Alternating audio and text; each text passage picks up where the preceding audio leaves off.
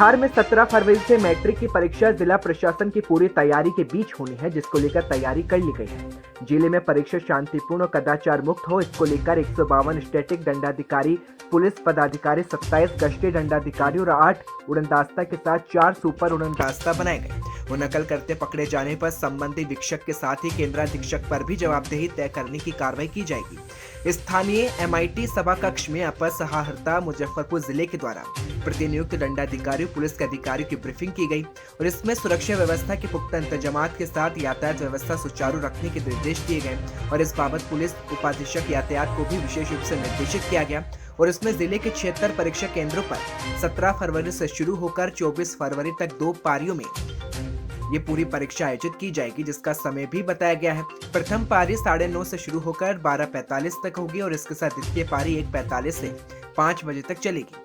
परीक्षा केंद्र में परीक्षार्थियों को पर्याप्त दूरी के साथ ही पंक्तिबद्ध कराकर प्रवेश दिया जाएगा और साथ ही कोरोना प्रोटोकॉल का ध्यान भी रखा जाएगा। परीक्षा केंद्र के परीक्षा कक्ष में किसी भी प्रकार के इलेक्ट्रॉनिक उपकरण की अनुमति नहीं होगी और इसके साथ ही कड़ाई से नियंत्रण के निर्देश भी दिए गए हैं।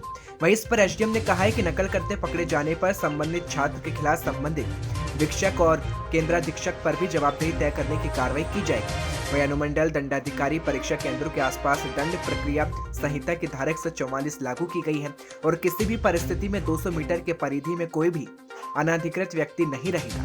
प्रत्येक परीक्षा केंद्र के बाहर एक आवश्यक स्थानों पर CCTV भी लगाए जाएंगे।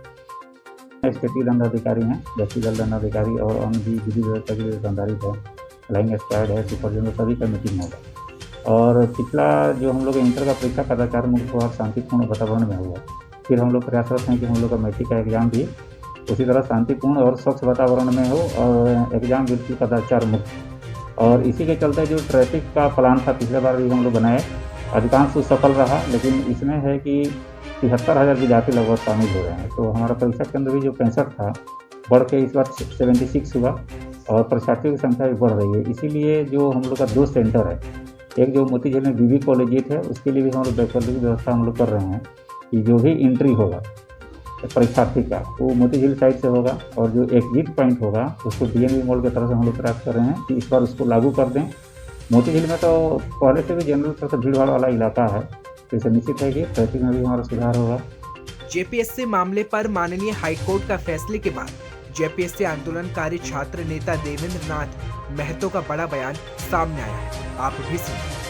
7वीं से 10वीं JPSC मामले पर आज माननीय हाईकोर्ट का फैसला आया है और इस फैसले से साफ साबित हो रहा है कि माननीय मुख्यमंत्री हेमंत सोरेन जी बार बार JPSC मामले पर झूठ बोल रहे थे। बार बार कह रहे थे कि इसमें हम आरक्षण दिए हैं और झारखंडी छात्रों का चयन हुआ है। ये आज दूध का दूध और पानी का पानी हो गया। आरक्षण अगर दिया हुआ होता रियल में तो आज कोर्ट पे ये बात चैलेंज नहीं होती। जो ये 15 गुना का बात जो पहले का रिजल्ट में 4800 कुछ रिजल्ट अभी आ रहा है, जबकि पहले 4200 रिजल्ट था, इसमें तो साफ साफ 15 गुना का उल्लंघन हो रहा है। इसमें तो देव कुमार केस में फिर लपेट में आएगा, फिर से रिवाइज रिजल्ट होगा और ये कटअप जो है कि जनरल का कटअप डाउन हो गया, ST/SC का कटअप जो है कि ऊपर उठ गया। मतलब झारखंडी लोग बाहर होंगे और बाहर के लोग फिर अंदर घुसेंगे और यही अंदर बाहर करने को लेकर के बार बार जब हम लोग कह रहे थे कि इसको नियमावली पे बनाइए, नियमावली पे पारदर्शिता से नियम के तहत नियुक्ति करिए, लेकिन इस सरकार को समझ में नहीं आया। मैं माननीय मुख्यमंत्री महोदय से निवेदन करता हूँ, आग्रह करता हूँ कि ये पूरा शुरू से PT रिजल्ट में इतना आपाधापी, इतना हर बार हो रहा है कि ये रिजल्ट अब नहीं चलेगा। सरकार को पूर्णतः इस रिजल्ट को रद्द कर देना चाहिए। रद्द मतलब रद्द और पुनः जो है कि नए सिरे से नए विज्ञापन सीट बढ़ाते हुए, एज का छूट देते हुए और अंतर जिला परीक्षा कराकर पूरी पारदर्शिता के साथ झारखंडी छात्रों का चयन करें, अन्यथा फिर से सड़क पे अब जोरदार आंदोलन होगा। अब चारों तरफ आंदोलन होगा, गांव तक आंदोलन पहुंच गया अभी। और ये सरकार जो है कि हर तरह से छात्रों के विरोधी हो रहा है, झारखंड विरोधी, आदिवासी मूलवासी विरोधी, नियुक्ति में जो है कि गड़बड़ी। अब देखिए भाषाई आंदोलन चल रहा है, बाहरी भाषा को थोपा जा रहा है। स्थानीयता 1932 खतियान के आधार पर चारों तरफ अभी आंदोलन का आग लगा हुआ है।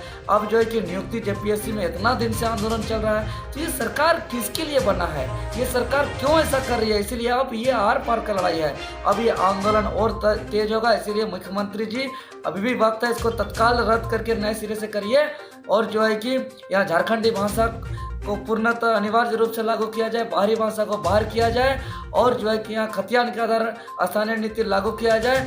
नगर निगम रोड लाइट बंद की लापरवाही। मालवीय नगर सेक्टर 1 में 5 दिन से रोड पर अंधेरा छाया हुआ है। मालवीय नगर में सुभाष पार्क वाला मेन रोड पर 5 दिन से रोड लाइट बंद है, जिसको लेकर स्थानीय निवासी देवीदास सावनानी ने बताया कि हमारी कॉलोनी की पूरी रोड लाइट बंद होने के चलते पूरी कॉलोनी में इस समस्या का सामना करना पड़ रहा है। लेकिन कॉलोनी वासी अंधेरे से परेशान है, लेकिन अब तक एएन की ओर से कोई व्यवस्था नहीं की गई है, जबकि स्थानीय लोगों की ओर से शिकायत की गई है, जिसके चलते कॉलोनी वासी आवाजाही से काफी परेशान है।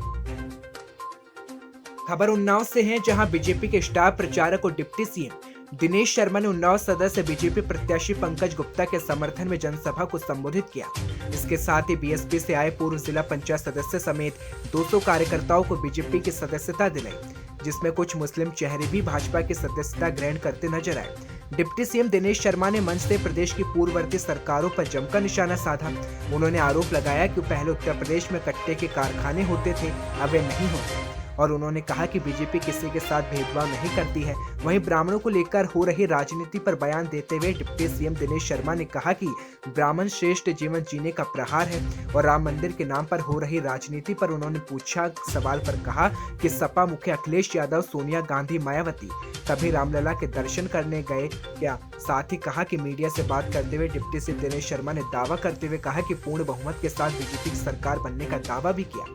बता दें, उन्नाव में बीजेपी के स्टार प्रचारक और डिप्टी सीएम दिनेश शर्मा का उन्नाव दौरा बेहद खास रहा, जहां बीजेपी के प्रत्याशी पंकज गुप्ता के समर्थन में जनसभा की। इसके साथ ही विरोधियों को निशाने पर लिया। डिप्टी सीएम ने बीजेपी में शामिल हुए लोगों को बधाई दी और राम मंदिर का जिक्र करते हुए दिनेश शर्मा ने विपक्षी नेताओं पर जमकर हमला बोला।